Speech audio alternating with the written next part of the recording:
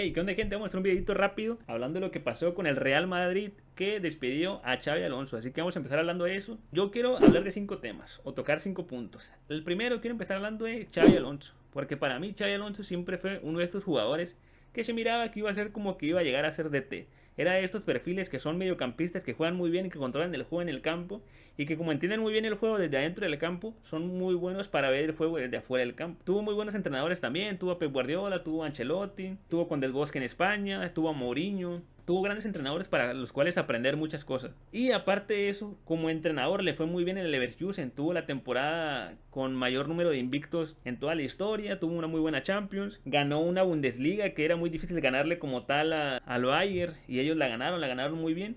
Y ese es el primer punto como tal.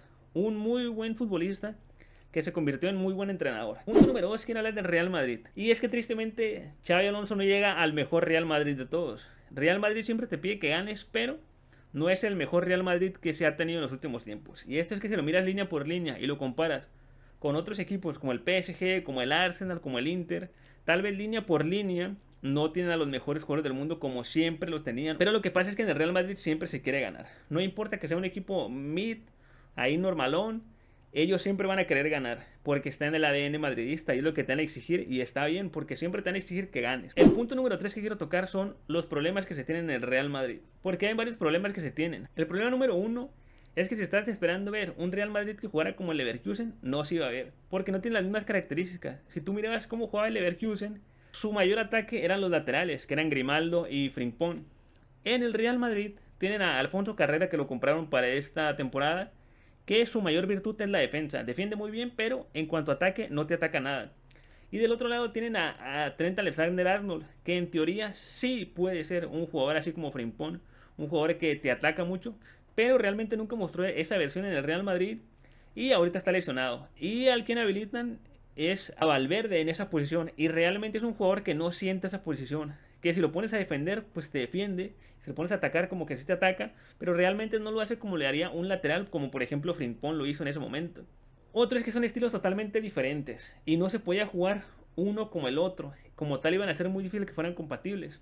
El siguiente y más grande es que no tienen un jugador creativo, como tal no tienen ese media punta o no tienen ese mediocampista conector que conecte el medio campo o la defensa con los delanteros. Sí tienen muy buenos delanteros, que es Mbappé, Vinicius, Rodrigo por ahí, pero realmente no hay esa conexión a esa media punta. Y esto fue porque pasó porque cuando llegó Xabi Alonso, él pidió un mediocampista que fuera así, él sabiendo que Kroos ya no estaba y que iban a necesitar esa creatividad, ese último pase. Pero Fiorentino no se lo quiso comprar, le dijo que no, que así estaban bien y que pues que trabajara con Dani Ceballos, que siempre ha estado ahí, y nomás no. Tchouaméni, que no es un jugador así, Camavinga, que no es un jugador así, Bellingham, que no es un jugador así. Entonces, tristemente, como que no tenía esa conectividad. Y lo que hizo Xabi Alonso, que lo hizo muy bien, fue habilitar a Arda Güler como media punta. Y yo creo que aquí está el otro problema.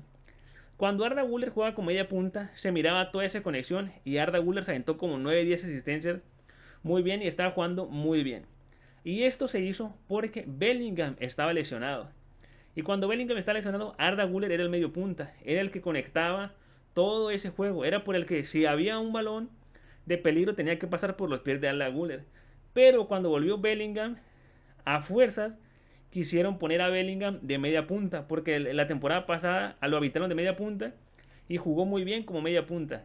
Entonces quisieron volver a hacer eso y eso le quitó el balón a Arda Güler. Y Bellingham, a pesar de que es un gran jugador, no tiene esta característica de ser un conector entre el mediocampista y el delantero. Tiene esta capacidad de llegar al área y rematar y cabecear y lo que quieras. Es muy de área a área.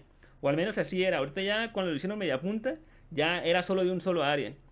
Entonces, yo siento que el problema fue que Xabi Alonso no tuvo los huevos de decir, ¿sabes qué? Jugamos mejor cuando pasa más el balón por los pies de Arda Güler que como Bellingham de media punta. Ahí yo creo que fue un problema de lo que pasó. Que por ejemplo, Zidane, yo me acuerdo cuando recién llegó como DT, estaba jugando Toni Kroos, estaba jugando Modric, estaba jugando James Rodríguez. Y todos querían tener el balón, todos eran muy ataque, pero no había nada de defensa, no había alguien que rompiera. Y cuando Zidane empezó a poner a Casemiro, se dio cuenta que Casemiro rompía el juego. Y de esta manera Kroos y Modric podían sacar el balón muy bien y el Madrid ganaba y jugaba mejor. Y él sí tuvo los huevos de decir, ¿sabes qué, James Rodríguez, que pagaron acá 100 millones por ti? Te vas a la banca y va a entrar Casemiro, que tenía 21, 22 añitos, venía del Porto, no estaba aprobado realmente. Y él por sus huevos quiso jugar con él y jugó con él y así ganaron todo.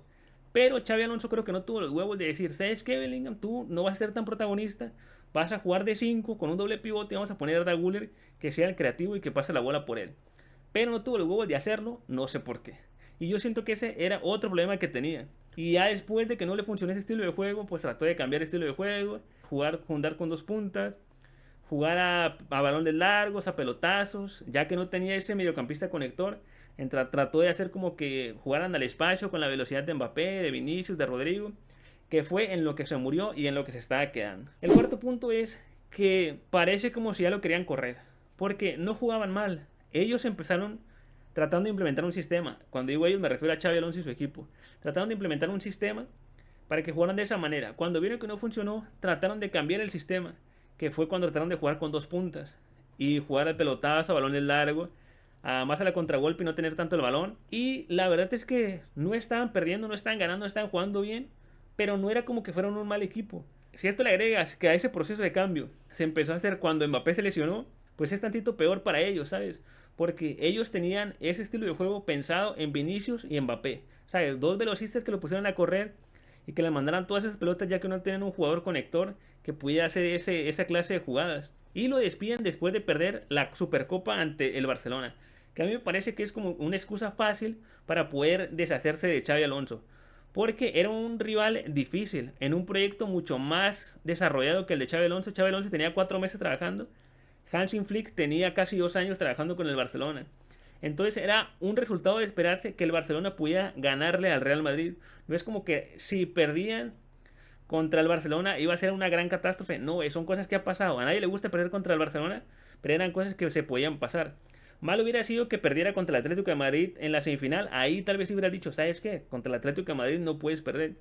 Van segundos en liga, están en zona de Champions, en Champions van bien. Entonces como tal no había un motivo para realmente echarlo después de 4 meses. Y parecía que lo que estaban buscando era como que solamente encontrar un puntito, algún defecto, ya para despedirlo. Y esto nos lleva a que tal vez el problema no era el cómo jugaban, sino el cómo se sentían. No sé si los jugadores había un problema con él y por eso es que lo despiden. No sé si en la directiva había algún problema con él y es por eso que lo despiden. Pero me parece que va más allá de lo futbolístico. Si me preguntas a mí, lo mejor que puede hacer Xabi Alonso en este momento, pues es tal vez descansar un poco. Me gustaría mucho verlo en el United, porque la verdad es que el United pues puso a un director interino, pero no creo que vaya a ir al United por su pasado que tiene como Liverpool. Lo que sí puede pasar es que si el Liverpool sigue mal y corren a Slot, a mí sí me gustaría mucho que Xavi fuera a Liverpool, pero pues para eso tienen que pasar muchos que sí, muchos que no. Vamos a ver qué pasa con él. A mí me parece un gran director técnico y me gustaría que siguiera dirigiendo, pero así rápido de que esta temporada, pero vamos a ver qué pasa.